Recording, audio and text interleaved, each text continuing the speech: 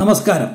ഇക്കഴിഞ്ഞ ആഴ്ചയിൽ അയർലൻഡിൽ നടന്ന ഏറ്റവും പ്രധാനപ്പെട്ട ചില അപ്ഡേറ്റുകളാണ് ഈ വീഡിയോയിൽ നമ്മൾ ഉൾപ്പെടുത്തിയിരിക്കുന്നത്. എല്ലാവർക്കും വീഡിയോയിലേക്ക് സ്വാഗതം. പാരീസ് ഒളിമ്പിക്സിന് കൊടിയിറങ്ങി.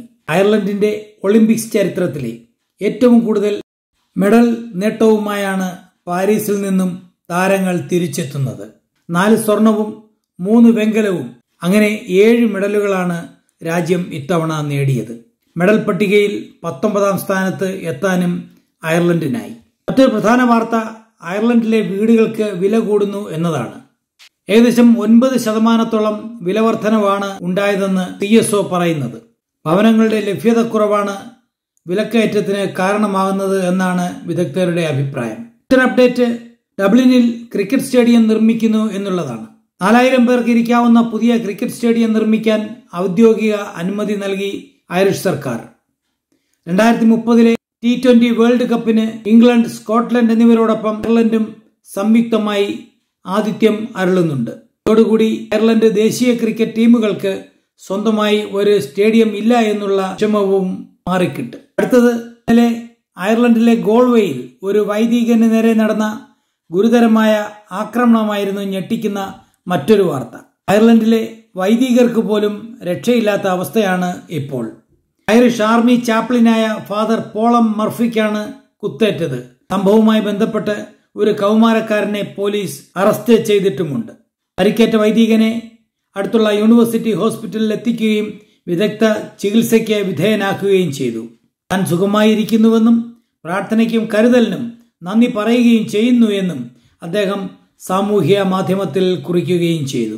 കഴിഞ്ഞ കുറച്ച് ദിവസങ്ങളായി നമുക്ക് ചുറ്റും നടക്കുന്ന ചില വാർത്തകളും ഇപ്പോൾ സംഭവിക്കുന്ന കാര്യങ്ങളുമൊക്കെ കാണുമ്പോൾ വല്ലാത്ത ഒരു ഭീതി സമാധാനത്തോടെ ജീവിക്കാൻ ആഗ്രഹിക്കുന്നവരുടെ ഉള്ളിൽ നിറയുകയാണ്.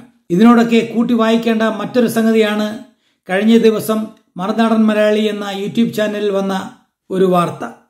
അദ്ദേഹം അത് പറയുന്നത് UK-യിലുള്ള മലയാളികൾക്ക് അല്ലെങ്കിൽ ഇന്ത്യക്കാർക്ക് വേണ്ടിയാണെങ്കിൽ എൻ്റെ അഭിപ്രായത്തിൽ കേരളം വിടുന്ന ഓരോ മലയാളിയും കേട്ടിരിക്കേണ്ട അല്ലെങ്കിൽ കണ്ടിരിക്കേണ്ട ഒരു വാർത്തയാണത്. നമ്മൾ എന്തിനാണ് നാട് വിടുന്നത്? അത് എന്തുദ്ദേശത്തോടെയാണെങ്കിലും നമ്മൾ ഏതൊരു രാജ്യത്ത് എത്തിപ്പെട്ടാലും അതുകൊണ്ട് ആ രാജ്യത്തെ ജനങ്ങൾക്ക് ബുദ്ധിമുട്ട് വരാത്ത രീതിയിൽ ജീവിക്കാൻ ശ്രമിക്കുക. ആ വീഡിയോയെക്കുറിച്ച് ഞാൻ ഇതിലൊന്നും പറയുന്നില്ല. എന്നാൽ ആ വീഡിയോയുടെ ലിങ്ക് ഈ വീഡിയോയുടെ ഡിസ്ക്രിപ്ഷനിൽ ഞങ്ങൾ കൊടുത്തിട്ടുണ്ട്. അത് കണ്ടിട്ടില്ലാത്തവർക്ക് കാണുകയും ചെയ്യാം.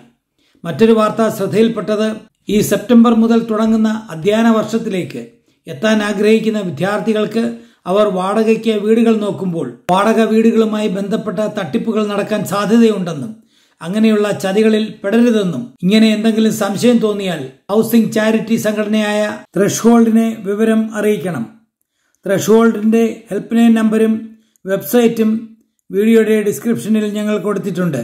ഇതൊക്കെയാണ് കഴിഞ്ഞ ആഴ്ചയിൽ അയർലൻഡിൽ നടന്ന പ്രധാന വാർത്തകൾ.